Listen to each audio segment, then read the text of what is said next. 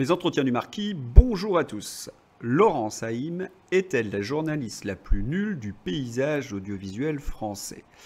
Allez, vous allez me dire, après la dernière image que vous avez montrée dans la vidéo précédente, qu'il y a une rude concurrence. C'est tout à fait vrai, mais j'ai l'impression que là, on tient une championne, hein, hors catégorie. Hein, c'est quelque chose d'assez extraordinaire. Et c'est ce que je vais vous montrer à travers cette vidéo. Et c'est pour cette raison, d'ailleurs, que comme il y a des journalistes qui essaient de faire leur boulot convenablement, même s'ils ont des lignes éditoriales, même s'ils ont un point de vue sur le monde, ils essaient de recouper l'information et de vous la présenter de manière la plus, comment dirais-je, la plus sincère possible. Et c'est pour cette raison qu'il faut les soutenir, et donc me soutenir, liker, diffuser sur les réseaux sociaux, vous abonner. C'est comme ça que l'on gagnera la partie contre la presse mainstream.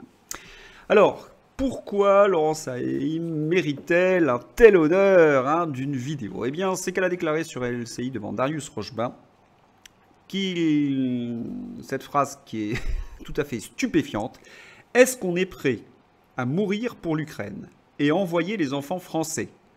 Malheureusement, la majorité dira non. Première constatation, Laurence Haïm regrette que des jeunes Français n'aillent pas mourir pour l'Ukraine. Et quand Darius Rochebain lui dit « mais pour quelle raison ?» Eh bien, elle répond, parce qu'on voit Darius Rochebain se fermer, il est mal à l'aise vis-à-vis de cette phrase qui est de l'ordre de l'incroyable. Et elle dit « c'est parce que je suis romantique ». Alors, on va faire une petite analyse. Lorsqu'elle dit ce genre de choses, cela vient après une séquence où on a vu le témoignage poignant de femmes ukrainiennes. Je vous ai expliqué que lorsqu'on fait de la propagande, on ne présente que les témoignages poignants d'une partie. Parce que quand on est objectif, on pourrait montrer aussi les témoignages poignants des femmes de Donetsk qui ont vu leur enfant mourir sous les bombardements de l'artillerie ukrainienne. Ça aurait fait de poids de mesure. C'est comme ça, comment dirais-je, l'information. Et puis, il y a une chose dont je vous ai souvent parlé. À partir du moment où on vous met un enfant, on vous met une mère, c'est extrêmement... vous êtes bouleversé dans une certaine mesure. Donc, il est beaucoup plus facile, par la suite, de jouer sur cette émotion, de la canaliser à son profit et de vous manipuler. Et c'est ce qu'elle fait. Et là, c'est une deuxième faute journalistique. C'est-à-dire, elle vous montre qu'une partie des combats. Et après, elle utilise le pathos, l'émotion, pour vous manipuler et faire en sorte d'aller dans le narratif pro-ukrainien, pro-américain, pro-Macron. Alors, on a vu pourtant au début de la guerre des débats avec, je dirais, avec une certaine tenue, et notamment lorsqu'on a vu Dominique Villepin expliquer les raisons de cette guerre ukrainienne. Et Dominique Villepin avait équilibré ses avis. Laurence Haïm, pas du tout. Elle est dans un camp, elle est pro-OTAN, pro-Macron, et elle y va. Elle veut même qu'on fasse la guerre, parce que envoyer ses enfants mourir pour l'Ukraine, de manière claire, c'est faire la guerre à la Russie.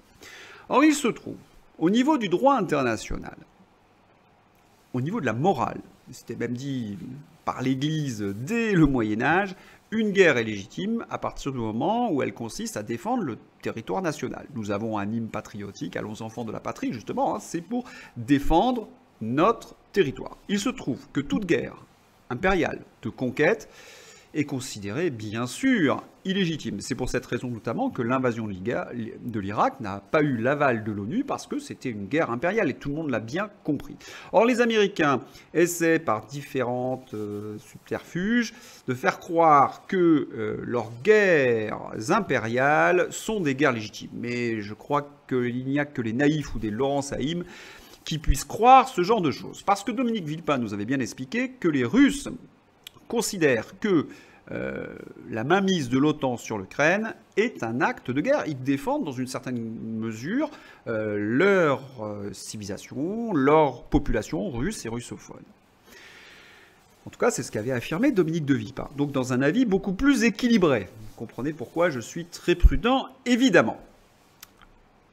Est-ce que Laurence Haïm élève le débat. Non, pas du tout. Elle veut nous envoyer dans une guerre illégitime. Et puis, elle veut faire mourir des jeunes Français. Alors, ça, c'est quelque chose qui me surprend de la part d'une femme. C'est rare qu'une femme veuille qu'on aille mourir pour une cause un peu lointaine, j'ai envie de dire. Bah oui, mais Laurence Haïm n'a pas d'enfants. Hein. C'est toujours plus facile de faire mourir les enfants des autres. Voilà, c'est tout à fait monstrueux. Alors, je voudrais aussi revenir sur le terme romantique. Parce que il y a eu en effet, le romantisme c'est le 19e siècle, l'acmé c'est 1830. C'est-à-dire le sommet du romantisme européen, et il se trouve que les artistes européens ont défendu la cause grecque contre l'agression turque. Mais à l'époque, la Grèce était considérée en quelque sorte comme nos ancêtres. Hein. Nous sommes une civilisation judéo-chrétienne, et il faut entendre donc chrétien grec, hein, dans une large mesure. Et il fallait justement défendre cette civilisation grecque contre l'invasion ottomane musulmane. Et donc il y avait une défense de nos valeurs. Je vois ce qu'il y a de romantique dans la défense de l'Ukraine, qui n'est pas un allié. Hein, c'était pas un grand partenaire commercial, c'était la Russie, le grand partenaire commercial. Nous étions un des premiers partenaires commerciaux de la Russie. Je peux pas dire que le régime ukrainien me laisse, comment dirais-je, pétri d'admiration. On va pas en dire plus, hein, je vous en renvoie à mes tweets. Voilà, donc mourir pour Zelensky, ça me paraît tout à fait étonnant. Donc on n'élève pas le débat et surtout on manipule la cause romantique, parce que je pense que les romantiques, vu les valeurs qu'ils défendaient, qui étaient des valeurs chrétiennes, conservatrices, si on regarde un petit peu les deux camps, j'ai l'impression qu'ils seraient plutôt du côté de Poutine que du côté de Zelensky, le progressiste, ou du côté Biden, woke. Hein, bon, sans vouloir faire une figure de style qu'on appelle une prosopopée. Une prosopopée, c'est faire parler les morts. Hein. Raphaël Antoven adore faire ça. Il est toujours en train de nous expliquer que Camus irait se battre du côté ukrainien. Moi, personnellement, l'ayant lu peut-être contrairement à Raphaël Antoven, je n'y crois pas du tout. Voilà, donc on va pas faire de prosopopée, mais enfin, quand on regarde les idéaux des romantiques, ils sont plus proches des Russes et de la défense de la civilisation occidentale que du progressisme américain. Donc déjà, c'est à peu près n'importe quoi. D'autant plus que quand on est pro-européen, ce que je ne suis pas, puisque vous savez que je défends le Frexit, on se souvient malgré tout que l'Europe, en 2013, quand il y avait eu Maïdan, avait essayé de trouver une solution alternative, si vous voulez, à l'affrontement entre la partie russophone et la partie ukrainienne. Elle avait proposé que l'Ukraine soit en quelque sorte un passage, un lieu qui permettrait la rencontre des civilisations. Or, face à ce projet qui avait été défendu à l'époque par François Hollande et la chancelière Merkel, les Américains avaient refusé cette médiation, et on se souvient tous du mot de Norland, hein, l'envoyé spécial, elle avait dit « fuck l'Europe ». Voilà, c'était la réponse américaine. C'est bien que l'Ukraine est une base arrière des États-Unis, que cela va à l'encontre des intérêts européens. Et nous le voyons d'autant plus aujourd'hui, et c'est pour ça que Laurence Haïm n'élève pas le débat, elle le met au fond du caniveau en manipulant des émotions, c'est qu'aujourd'hui, nous sommes dans une situation tragique. Non seulement nous avons une inflation qui augmente, mais nous avons un problème d'approvisionnement énergétique. Comme l'Europe nous a poussé vers l'énergie renouvelable, et j'ai fait une vidéo, on sait très bien qu'on n'arrivera pas à dépasser 20-25% de production d'énergie avec ces systèmes renouvelables, eh bien, nous avons besoin de nucléaire et nous avons besoin de gaz. Dans la dernière vidéo, je vous ai montré que la moitié de notre parc nucléaire était out, faute d'investissement et faute d'entretien. C'est une catastrophe et nous n'avons pas investi lorsqu'il fallait dans le nucléaire. Et nous sommes en train d'en payer durement la facture. Donc nous avons besoin de gaz. Mais qui vend le gaz? Eh bien, ce sont les Russes. Alors le gouvernement a capé le prix du gaz, c'est-à-dire que le particulier ne paie pas la facture de gaz, ne paye pas le prix du gaz réel. Hein, mais un jour ou l'autre, il va devoir payer cette facture. Et là, dire que ça va faire mal, c'est peu dire. Pourquoi? Parce que lorsque nous étions en paix avec la Russie, lorsque nous commercions, lorsque nous faisions des échanges, lorsque nous étions capables de discuter, eh bien, nous achetions notre mégawattheure, hein, c'est l'unité de gaz, manifestement, entre 20 € et 30 € quand les cours étaient au plus haut. Mais sachez qu'avec des relations privilégiées, on était davantage vers 20 €. Aujourd'hui, nous sommes obligés de le payer 200 € le mégawattheure. Autrement dit, les prix ont été augmentés par 10. Et parfois, nous sommes obligés d'acheter du gaz russe ou du pétrole russe via l'Inde ou des pays alliés et qui prennent évidemment des commissions. Vous imaginez l'état catastrophique de la France en ce moment. La multiplication par 10 du prix du gaz, mais est-ce que quelqu'un se rend compte exactement ce que cela signifie? Cela signifie que nos entreprises vont avoir des problèmes de compétitivité, l'euro est en train de s'effondrer. Alors, si je dois faire une petite anecdote personnelle, il se trouve que j'envoie de l'argent à mes fils qui sont en Europe, mais c'est sûr que pour moi c'est très intéressant en ce moment, hein. L'Australian dollar qui n'était pas très brillant, il est en train de flamber par rapport à l'euro. Autrement dit, ma facture en euros, elle diminue, mes prêts en euros diminuent en Europe, etc. Donc c'est une très bonne chose pour nous qui vivons en Australie, mais évidemment, j'ai de la fraternité avec tous mes compatriotes français et j'imagine ce que cela va signifier. Hein, s'il y a un effondrement de l'euro, à tel point que certains économistes disent en douce, est-ce qu'à l'automne, on paiera le gaz russe en francs, hein? Alors c'est une boutade, mais est-ce qu'elle ne va pas devenir réalité?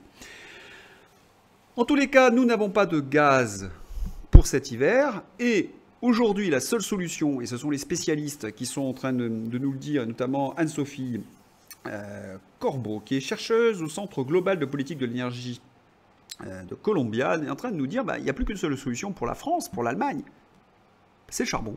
Bah oui, parce que nous en avons, nous pouvons en acheter aussi, à l'Australie d'ailleurs. Voilà le charbon, c'est-à-dire l'énergie la plus polluante. On nous a emmerdés avec les énergies renouvelables. On n'a pas entretenu nos parcs de centrales nucléaires pour arriver en 2022, et elle prévoit 3 hivers épouvantables, hein, de restrictions. C'est pour ça qu'ils essaient vraiment de vous culpabiliser sur votre consommation énergétique pour eux évidemment masquer leur propre incompétence.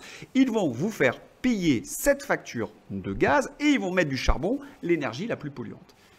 Voilà, on a affaire à des gens qui ne méritent pas d'être à leur place, comme Laurent Saïm ne mérite pas d'être sur les plateaux de LCI ou de BFM Télé.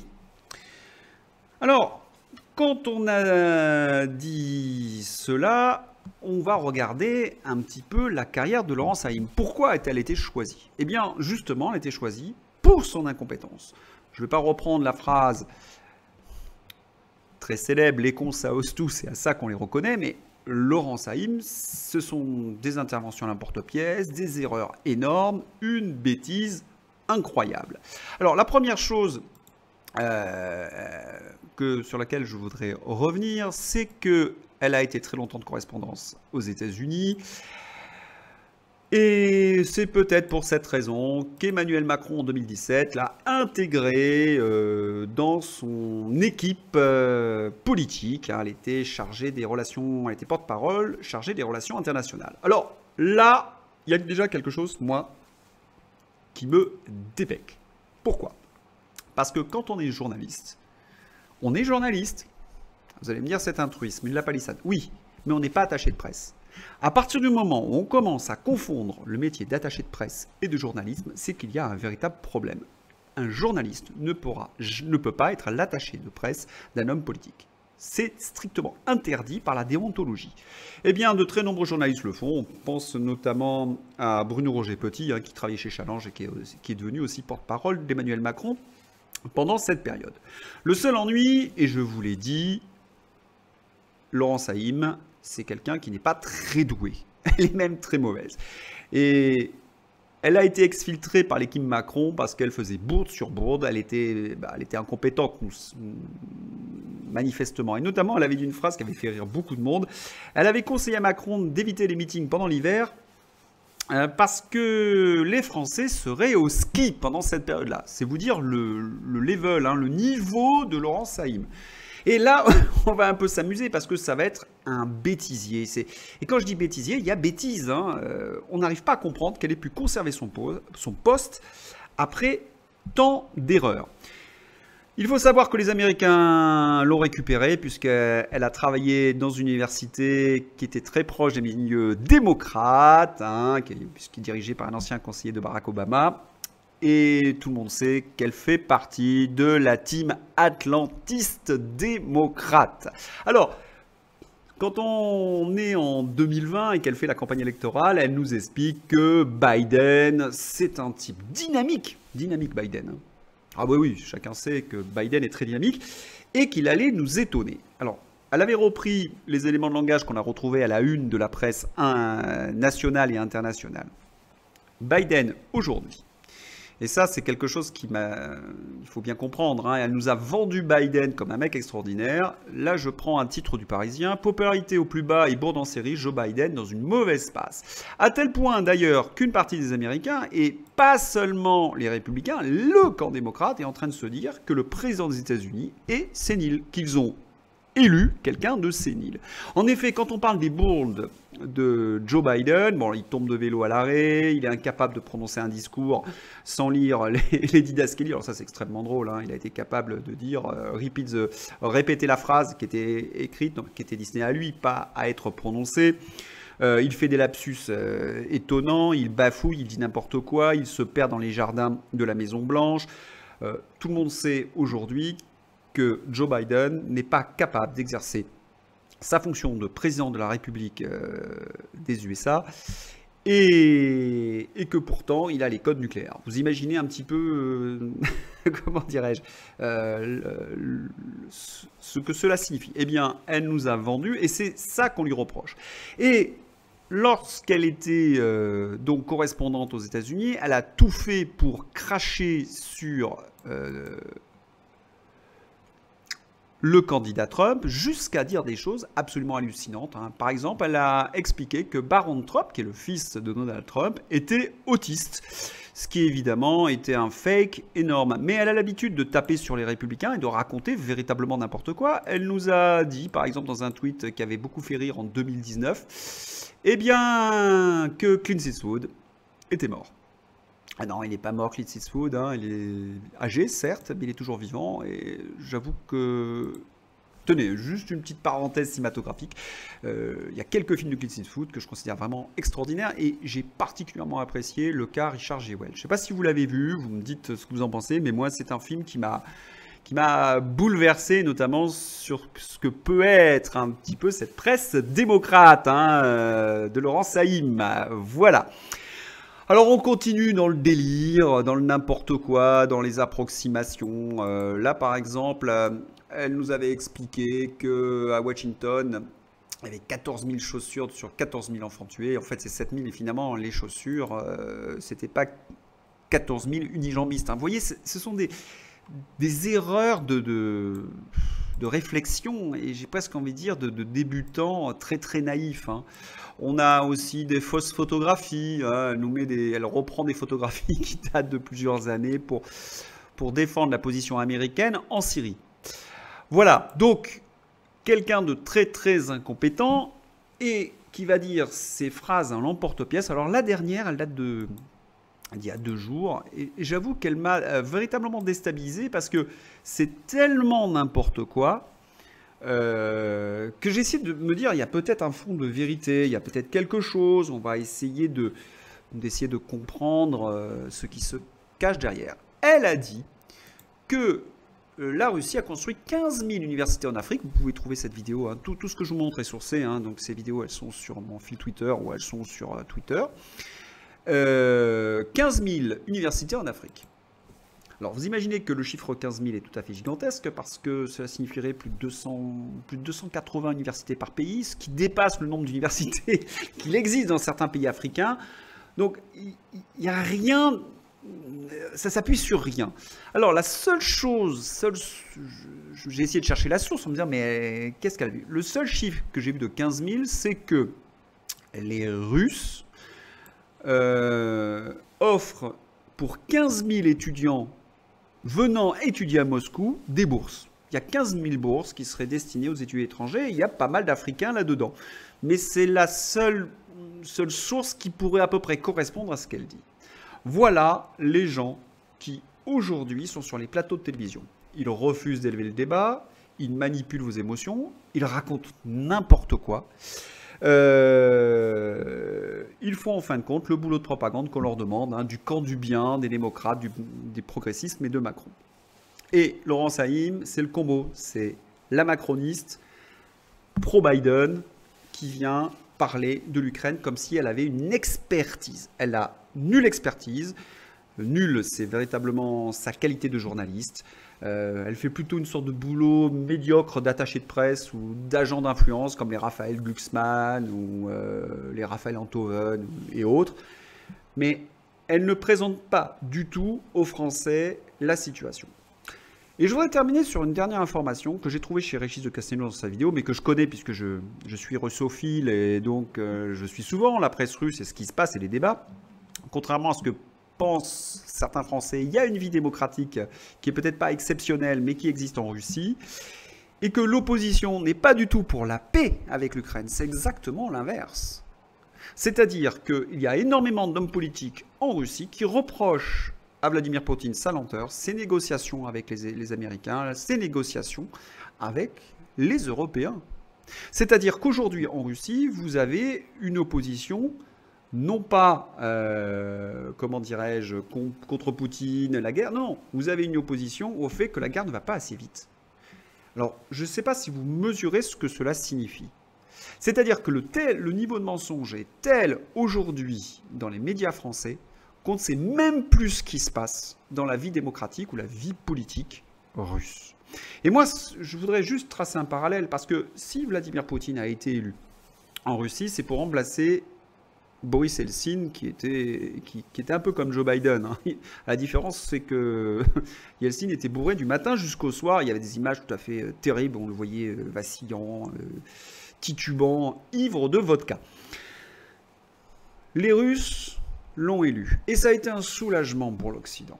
Pourquoi ça a été un soulagement? Parce qu'il y avait certains généraux russes qui étaient très très dangereux et qui voulaient mener une politique très agressive vis-à-vis de l'Occident, vis-à-vis des Américains. Donc on a, avec Lavrov, Poutine, on a des gens qui sont beaucoup plus modérés que ceux que l'on nous dit dans les médias français. Voilà.